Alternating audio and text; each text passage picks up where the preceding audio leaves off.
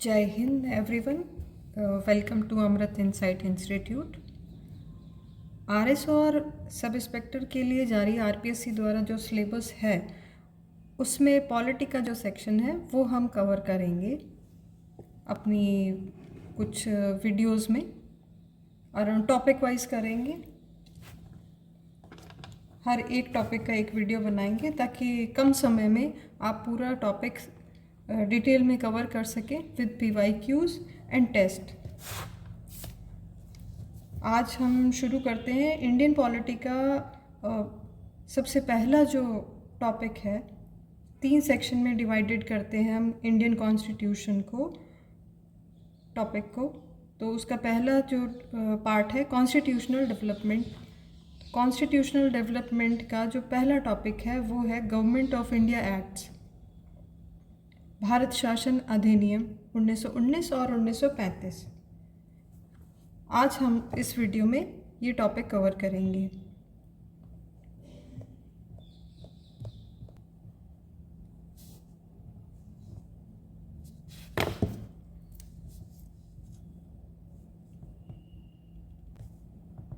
भारतीय संविधान की जो ऐतिहासिक पृष्ठभूमि है उस पर एक छोटी सी नज़र डाल लेते हैं, क्योंकि हमारी जानकारी के लिए ये ज़रूरी है कि भारतीय संविधान बना कैसे और इसकी पृष्ठभूमि कैसे तैयार हुई। ये तो आप सबको ध्यान होगा कि 1600 ईस्वी में ब्रिटिशर्स आए, सिर्फ व्यापार करने आए थे और उनको 1765 में बंगाल, बिहार और उड़ीसा के दीवानी यानी रेवेन्यू अथॉरिटीज़ प्राप्त हो गई थी। यहीं से शुरुआत होती है भारत में क्षेत्रीय शक्ति बनने की। उसके बाद जो हिस्टोरिकल इवेंट्स हैं वो हम हिस्ट्री में कवर करेंगे। 1857 की क्रांति जो हुई उसके बाद ब्रिटिश कंपनी का जो अधिकार था वो ब्रिटिश ताज ने ले लिया अपने हाथों में, और उसके बाद कुछ एक्ट्स पारित हुए जो हम पढ़ेंगे। उनमें से ये 2 एक्ट हैं जो हमारे सिलेबस में हैं, भारत शासन अधिनियम और 1919 और 1935। कंपनी के शासन और ताज के शासन को 2 सेक्शन में कालानुसार हम डिवाइड कर सकते हैं। 1773 से 1858 तक कंपनी का शासन रहा। उसके दौरान कुछ एक्ट्स पारित हुए। ये निम्न एक्ट हैं, आपने नाम सुना होगा रेगुलेटिंग एक्ट, जिसमें बंगाल के गवर्नर को गवर्नर जनरल की उपाधि दे दी गई और बम्बई और मद्रास के जो गवर्नर थे वो उसके अंडर में आ गए। पहले गवर्नर जनरल थे वॉरेन हेस्टिंग्स। दूसरा बंदोबस्त कानून 1781, 1786 एक एक्ट आया, 1793 चार्टर कानून, 1813 का चार्टर कानून, 1833 का चार्टर कानून और 1853 का चार्टर कानून। ये एक्ट्स तो आए कंपनी के शासन के दौरान। इसके बाद दूसरा पार्ट आता है ताज के शासन। ताज के शासन के दौरान भी कुछ एक्ट्स आए, जिनमें से सबसे ज़्यादा इम्पॉर्टेंट जो है वो 1919 और 1935 का अधिनियम है जो हमारे सिलेबस में है। आज हम उसी को कवर करते हैं। ये कुछ ऊपर 1858 भारत सरकार अधिनियम, ये पहला अधिनियम। मार्ले मिंटो, आपने नाम सुना होगा, काफ़ी फेमस रहा मार्ले मिंटो। मार्ले थे भारत के सचिव और मिंटो थे भारत के वाइसरॉय। मिंटो को सांप्रदायिकता का जनक माना जाता है भारत में। आइए बातें हैं भारत शासन अधिनियम। मॉन्टेग्यू भारत शासन अधिनियम की जो पृष्ठभूमि है, किस आधार पर वो बना, उसका आधार रखा मॉन्टेग्यू चेम्सफोर्ड ने, उनकी घोषणा ने। उन्होंने ये घोषणा की कि एक स्टेटमेंट दे दिया 1917 में। स्टेटमेंट था, the policy of his Majesty's government is the gradual development of self governing institution in India. मतलब ये कि उत्तरदायी सरकार की स्थापना ब्रिटिश सरकार का उद्देश्य है और यही आधार बना 1919 में भारत शासन अधिनियम का, जो लागू हुआ 1921 में। मॉन्टेग्यू कौन थे? सचिव थे, चेम्सफोर्ड वाइसरॉय थे। इसकी विशेषताएं जिस पर कि क्वेश्चंस बनते हैं, ये तो उसका बैकग्राउंड हो गया। इसमें फैक्ट यही है 1919 1921 में लागू हुआ। विशेषताओं पर ही क्वेश्चंस बनते हैं, जो क्वेश्चंस हम वीडियो के अंत में डिस्कस करेंगे, जो PYQs हैं अभी तक के, और कुछ टेस्ट भी डिस्कस करेंगे। अभी हम विशेषताएं पढ़ लेते हैं। विशेषताओं में ये है केंद्र और राज्य के विषयों की सूची की पहचान। 2 तरीके के विषय रखे गए, एक हस्तांतरित और एक आरक्षित। दूसरा, द्वैध शासन की व्यवस्था। प्रत्यक्ष निर्वाचन, द्वैध शासन आप समझ गए, केंद्र में भी शासन और राज्य में भी शासन। प्रत्यक्ष निर्वाचन, डायरेक्ट इलेक्शन पहली बार हुए 1919 के अधिनियम के दौरान। द्विसदनीय व्यवस्था, जो कि आज भी है, राज्यसभा और लोकसभा। सांप्रदायिक निर्वाचन को और विस्तार दिया गया। संपत्ति, शिक्षा और कर के आधार पर वोट का राइट दिया गया। लोक सेवा आयोग का गठन 1926 में हुआ। केंद्रीय बजट और राज्य बजट को अलग अलग किया गया। ये इसकी विशेषताएं हैं। क्या? केंद्र और राज्य सूची की पहचान, हस्तांतरित विषय अलग और आरक्षित विषय अलग। मतलब ये कि द्वैध शासन, कुछ सत्ताएं प्रांतों को दी गई और कुछ सत्ता केंद्र के अंदर रही, और बेसिकली जो पावर थी वो केंद्र के पास ही थी। दूसरा, प्रत्यक्ष निर्वाचन। तीसरा, द्विसदनीय व्यवस्था। सांप्रदायिक निर्वाचन को विस्तार। संपत्ति, शिक्षा, कर के आधार पर मताधिकार। लोक सेवा आयोग का गठन 1926 में। केंद्र और राज्य बजट को अलग किया गया। ये इसकी कुछ विशेषताएं हैं जिन पर क्वेश्चंस बनते रहते हैं। ऐतिहासिक पृष्ठभूमि हम कर चुके हैं। अब आते हैं हम 1935 के भारत शासन अधिनियम पर। इसकी विशेषताएं हम बाद में जानेंगे। पहले हम एक आपने सुना होगा साइमन कमीशन, साइमन आयोग 1927 में आया था। साइमन आयोग एक विधि आयोग का गठन हुआ था 1919 के अधिनियम के तहत ही, और उसको कुछ विश्लेषण करना था। जो कमेटी बनाई गई थी उसके सभी सदस्य ब्रिटिशर्स थे, इसलिए भारतीय दलों द्वारा उसका बहिष्कार किया गया। इसके 3 गोलमेज सम्मेलन हुए, आपको ध्यान में होगा, हिस्ट्री में पढ़ा होगा। गांधी जी ने पहला गोलमेज सम्मेलन अटेंड नहीं किया था। ये हिस्ट्री का पार्ट है। सिफारिशें जो थी इसकी, किसकी? साइमन आयोग की। द्वैध शासन और सांप्रदायिक निर्वाचन, और उसको लेकर एक श्वेत पत्र जारी किया गया, ब्रिटिश संसद की संयुक्त समिति के समक्ष पेश किया गया, जिसकी सिफारिशों को भारत शासन अधिनियम 1935 में शामिल किया गया।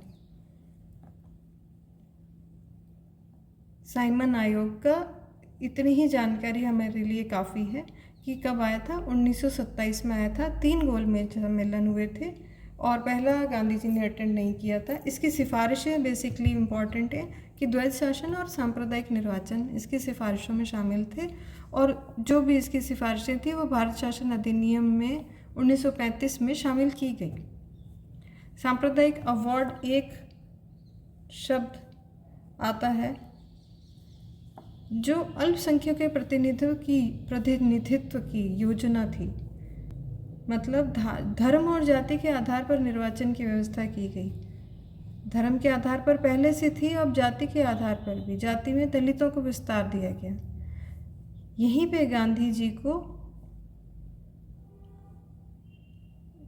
जी ने इसका विरोध किया और जेल में, यरवदा जेल में थे, वहीं पे उन्होंने अनशन शुरू कर दिया, और बाद में इसको लेकर जो समझौता हुआ उसी को हम पूना पैक्ट बोलते हैं, जो काफ़ी फेमस है हिस्ट्री में। ये एक्ट, पूना पैक्ट हुआ था कांग्रेस नेताओं और दलित नेताओं के बीच, मेनली गांधी जी और अंबेडकर जी के बीच। ये हो गया 1835 के अधिनियम से पहले की चीज़। अब 1835 के अधिनियम की विशेषताएं हम देख लेते हैं कि इसमें क्या हुआ, क्योंकि 1835 का जो अधिनियम है वो इतना लार्जेस्ट और मोस्ट डिटेल एक्ट था कि उसी को हमारे संविधान का आधार बनाया गया। इसकी विशेषताएं हैं, इसमें 321 धाराएं और 10 अनुसूचियां थी। भारत संघ और राज्य इकाई माना गया। 3 सूचियां, संघ सूची, राज्य सूची, समवर्ती सूची। संघ सूची में 59 विषय, राज्य सूची में 54 विषय और समवर्ती सूची में 36 विषय शामिल किए गए। प्रांतों में द्वैध शासन की समाप्ति हो गई। केंद्र में द्वैध शासन प्रणाली का प्रावधान था जो कभी लागू ही नहीं हो पाई। प्रांतीय सेवा आयोग की स्थापना हुई। राजस्थान लोक सेवा आयोग की स्थापना पहले से हो चुकी है। कहाँ पढ़ा है हमने, अभी बात करते हैं। प्रांतीय सेवा आयोग की स्थापना हुई 1835 के अधिनियम के दौरान। ये राज्य लोक सेवा आयोग का गठन कब हुआ? 1926 में, 1919 के अधिनियम के अंतर्गत।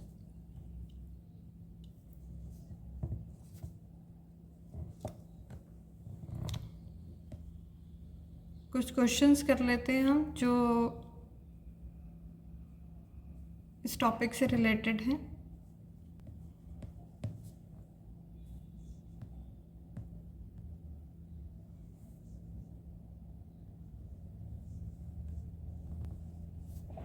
किस अधिनियम ने प्रांतों में द्वैध शासन प्रणाली की स्थापना की?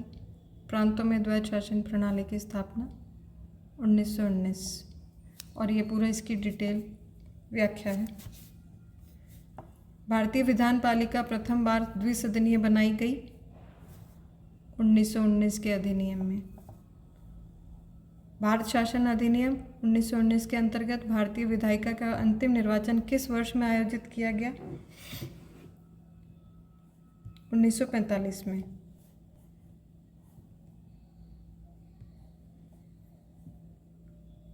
उन्नीस 19 के मॉन्टेग्यू चेम्सफोर्ड सुधारों में 21 वर्ष से अधिक की आयु सीमा की महिलाओं को मताधिकार के लिए संस्तुत की गई। 1935 के गवर्नमेंट ऑफ इंडिया एक्ट में विधानमंडल में महिलाओं के लिए आरक्षित स्थानों का प्रावधान किया गया। सही कथन।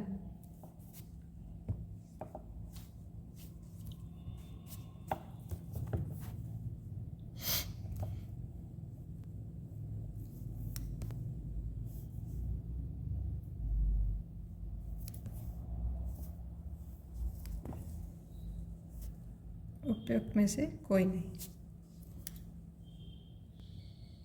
केंद्रीय विधानसभा के निम्नलिखित में से कौन से निर्वाचन भारत शासन अधिनियम 1919 के तहत हुए? 26, 37 और ये तीनों ही हुए।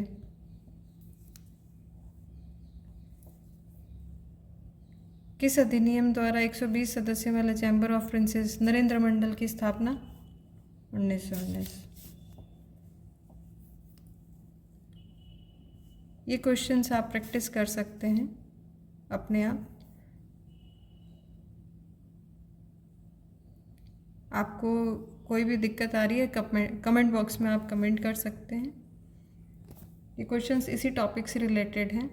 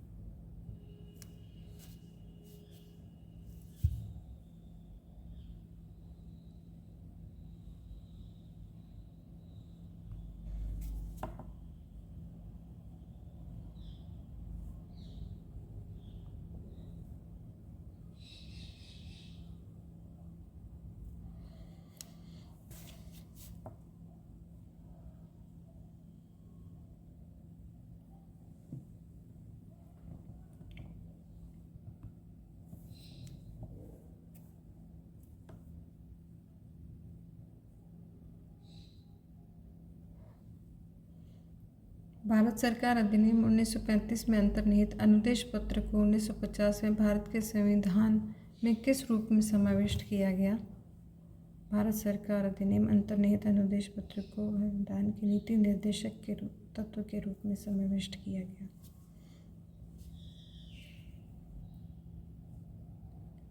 किस एक अधिनियम ने भारत में संघीय शासन की व्यवस्था दी? किस अधिनियम द्वारा भारत में संघीय न्यायालय की स्थापना की गई?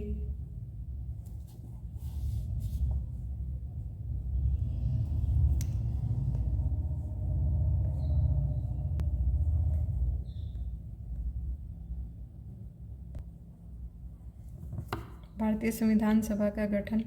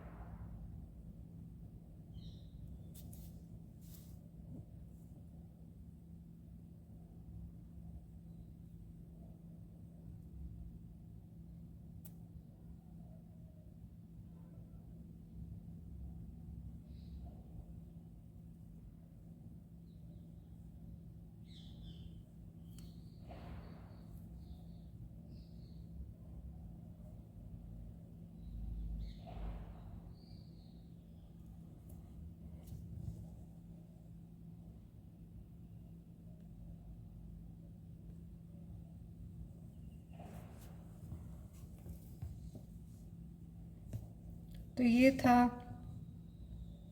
भारत शासन अधिनियम 1935 और भारत शासन अधिनियम 1919। और ये हैं कुछ क्वेश्चंस जो आप प्रैक्टिस कर सकते हैं।